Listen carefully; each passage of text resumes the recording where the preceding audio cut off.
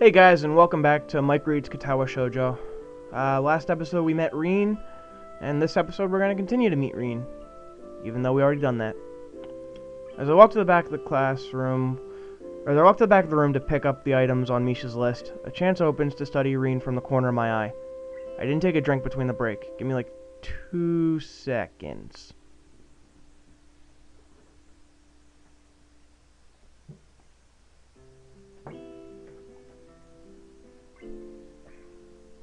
Thank you. Her hair is a burnt auburn, almost orange, and cropped short. Long hair would probably be impossible with no arms. The boy's uniform and the lack of arms make her look very thin, almost scrawny. She's not particularly pretty, except for her murky green eyes, which flicker restlessly from below her short bangs, even when she eats. The distance and the shadows make it seem like they don't reflect sunlight at all, but instead absorb all of it within them like deep wells. She moves her feet almost as deftly as a normal person would use their arms. However, I can see how this sight could discomfort people, especially while eating. It makes me feel a bit uncomfortable at least. I hesitate to think about the word unnatural, but it's too late now, isn't it? I keep searching the cabins and the shelves for Misha's things, but after enough time passes, the silence grows too uncomfortable, so I try to force some conversation out of this strange girl. So, do you always eat alone on this late, or do you get the occasional visitor? Visitors? Maybe you are my first occasional visitor, but I don't always eat alone either. Sometimes I eat with a certain person on the roof, if she's not horsing around. Yeah, that's definitely Emmy. Horsing? She likes to do sports. Yep, Emmy. Oh. And that's all I can think to say. I'm such a great conversationalist. Both of us fall silent again as Reen forks the last bit of her meal into her mouth. I look down at my haul and double check it with Misha's list. It seems I have everything except plywood. So I think I have all the things now. That's very nice for you. Don't feel obligated to stay. I was about to take a nap anyway. You need to do whatever you're going to do with that stuff anyway, right? Or perhaps you like watching girls sleep. Shut up. I'm not sure what to make of this, but Reen looks serious. Even if I did, I think I have to be going. I'll catch you around, Tezuka. You can call me Reen. I feel that our relationship is at this point good enough to warrant this much. I was already turning to make my exit, but she draws me back in. Fine. And I miss Hal. Then you are. Reen looks at me hard in the eyes, but that intimidating feeling you get when someone stares at you isn't there. It's like she's actually not looking at me at all. She blinks a couple of times, and I can't figure out why a pause like this just popped between us out of nowhere. See you later, Asal. There's something like a tiny smile there in her face. Maybe. I quietly back out of the room. As I shut the door in front of my face, I whisper to myself, what an intriguing person. From inside, I hear a muffled sing-song voice. I heard that. What did she hear? I jump at the sudden appearance of Misha, who I had not heard approaching despite the completely empty hallway. Somehow she had gotten to jumping distance of me without making a sound. Creepy. It briefly reminds me of Kenji's nutty theory about a global feminist conspiracy, but I pushed that thought aside. Shizune, standing slightly behind Misha, looks aloof, as if she couldn't have heard the remark that drew Misha's attention, but Misha is visibly excited. No, wait, more importantly, who's in there? There's no club meetings today. She tries to curiously peek past me, even though the door prevents her from seeing anyway. What are you doing here? You took so long that we had to come check what was wrong. That's no good, Heek-chan. She wags her finger at me scoldingly. I found plywood, but everything else is still missing because you are tardy. Oh, sorry. I got the things here. I was just gonna bring them. I think you were up to some mischief, Heek-chan. Who was in there with you, I wonder? Misha signed something quickly to Shizune, pointing at her own ear a couple of times. Shizune immediately pushes her way past me and opens the door into the classroom I just left. I can only imagine the shock she's experiencing. With Shizune's diligence and attitude, the insolence of daring to deface school property by sleeping on top of it must be too much to bear. And indeed, she stares at Rin, frozen in place apart from the slight but noticeable trembling in her shoulders. From suppressed rage, I'm sure. Instead of blowing up, Shizune takes a few deep breaths, adjusts her glasses, and slams the door shut, turning to sign furiously at Misha. This is a slam jam! Maybe she did blow up, but I can't understand it. She shoots a very loaded stare at me too, as if it was somehow my fault that Rin is sleeping on one of the tables. I hope she's not getting any funny ideas about the reason of my tardiness. Hello? Rin's voice comes from the other side of the door, and it takes a few eye blinks to realize she may have trouble opening it. I open the door to find Rin directly behind it, looking at us with a half-interested, half-sleepy face. Hello? Dots. Miss Tezuka, what do you think you were doing? You absolutely are not permitted to use school property for such, disgraceful activity. Sure is suddenly very crowded in here. I didn't know I was this popular. It's hard to say whether she's happy or unhappy about this turn of events. I kind of like you too. You got like that same weirdness about you that I have, kinda. You just kind of say things like half-assed. At any rate, she ignores Shizune and Misha's scolding, so they have no choice but to drop the issue.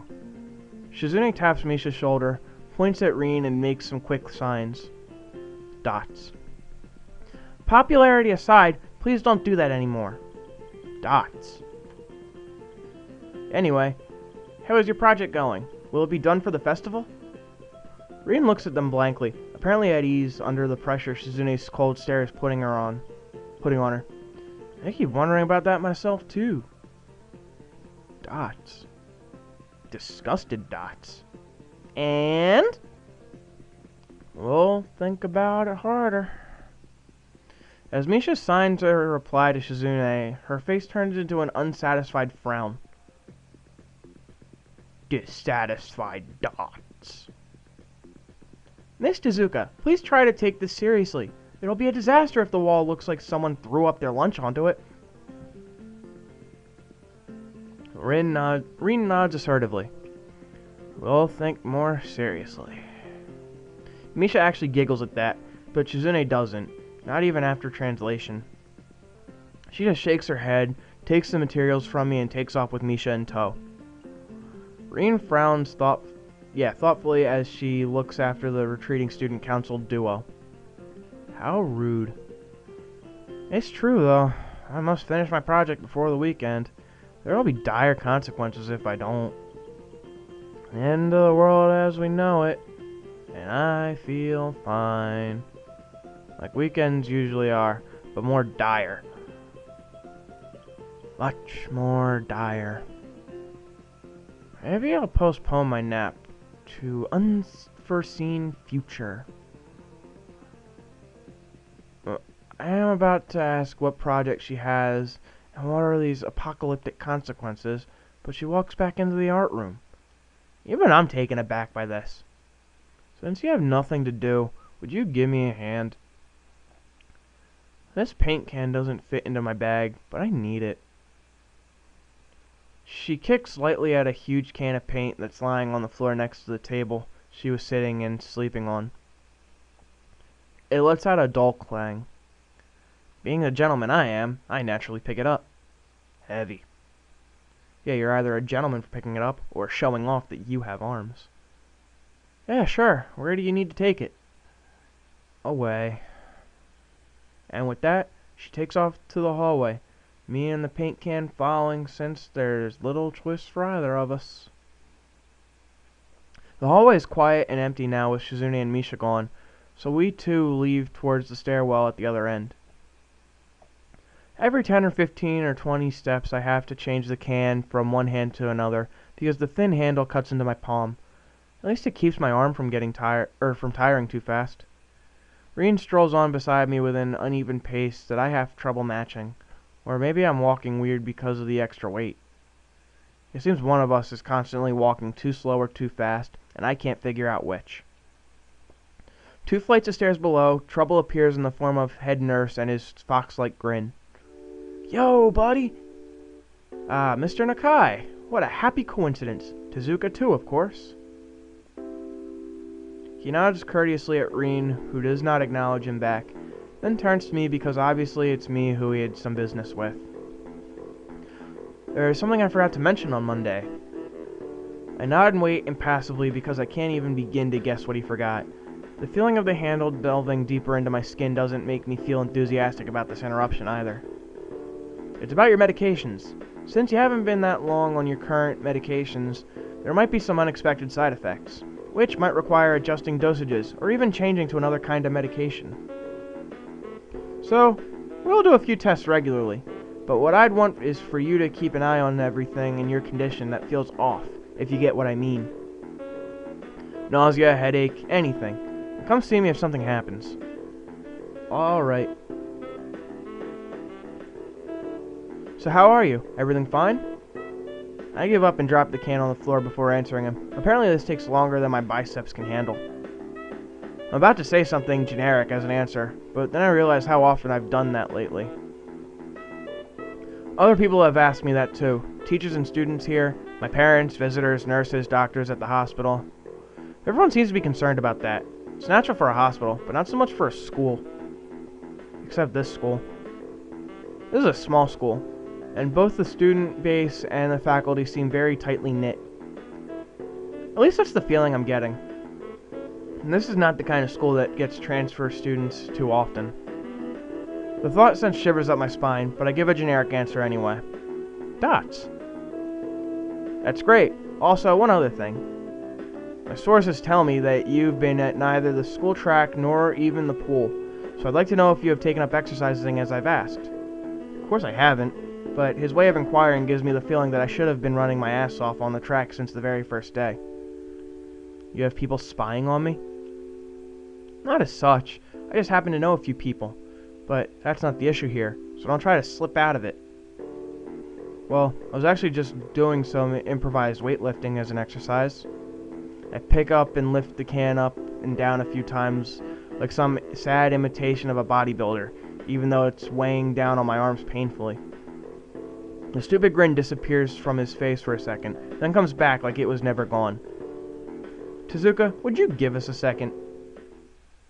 The nurse grabs me by the shoulder without waiting for Reen's permission, which he didn't need in the first place, and drags me aside. When I told you to exercise, I wasn't joking. I understand that you are still in your first week and all, but please don't ignore the importance of this. The reason I'm coming down this hard on you is that habits are not easy to form. The more you slip and postpone, the harder it'll be.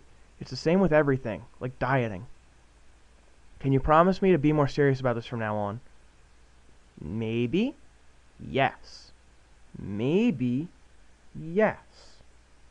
Sure, I'll be more serious. Why not? I got nothing to lose from it.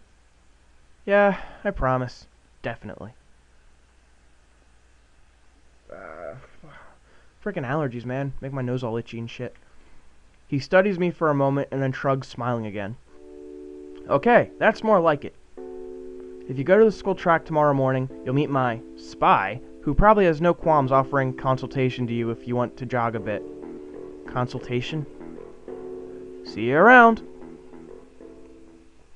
He leaves with a wave of his hand and no answer, and I walk to Reen, who has been waiting, idly leaning against the hallway wall and staring at the pale lighting fixtures in the ceiling.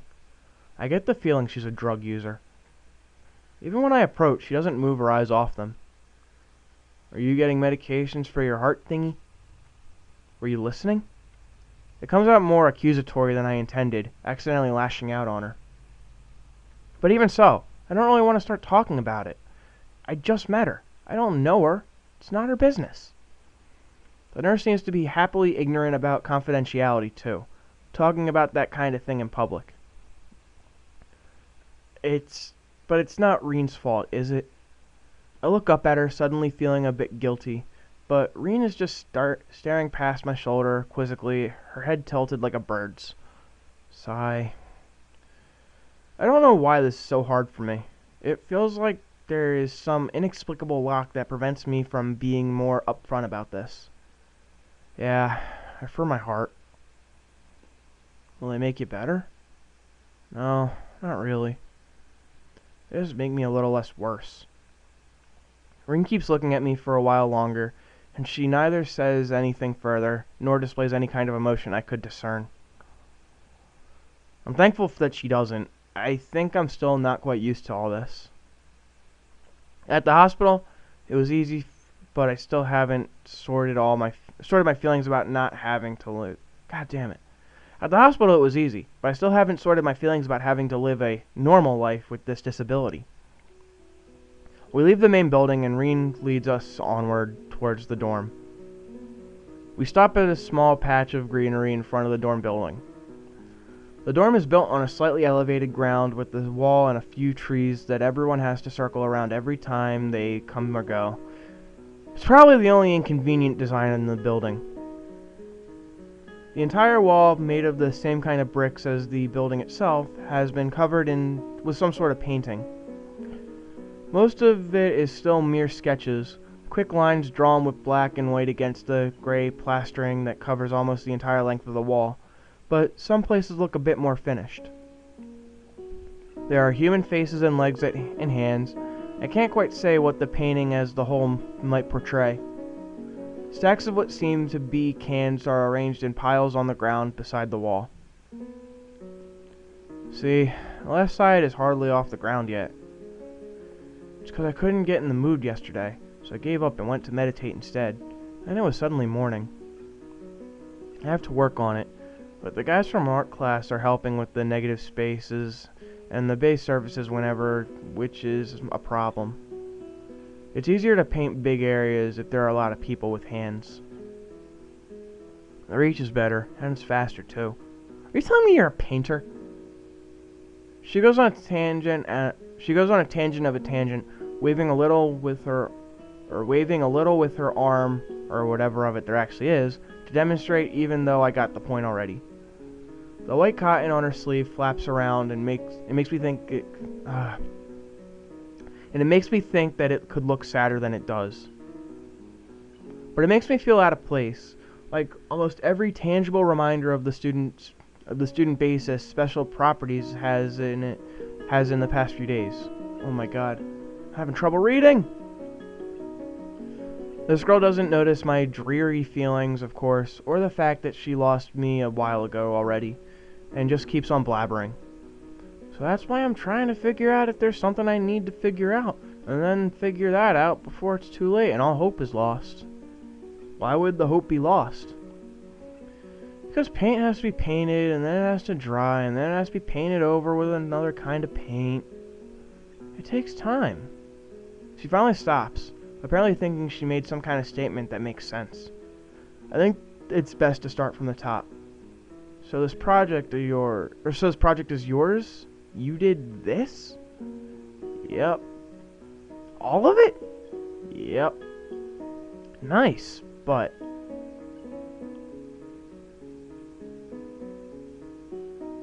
Nice, but... I stumble with my words, suddenly feeling like I've walked straight into the minefield of political incorrectness. It's okay, you can say it. I probably won't get mad. I blush really hard. I don't really know what would be the right thing to say, if any. It feels that I'm way more sensitive than Reen is, though. This is really awkward. Don't you want to ask? How do you paint without hands? See, I'm an easy person to talk to, right? With my feet. I almost guessed that already, but isn't that hard to do? You're good at guessing. Anyway, I don't think it is, but maybe I'm used to it by now. can't get my mind around the fact that she could be an artist, but seeing how adept she was at using her feet to eat, I figure painting might not be a problem either. Neither of us have anything more to add to the subject. So, I'm going to call it an episode right here. Thank you for watching again. And it's always fun to have you guys around. Until next time, have a good one.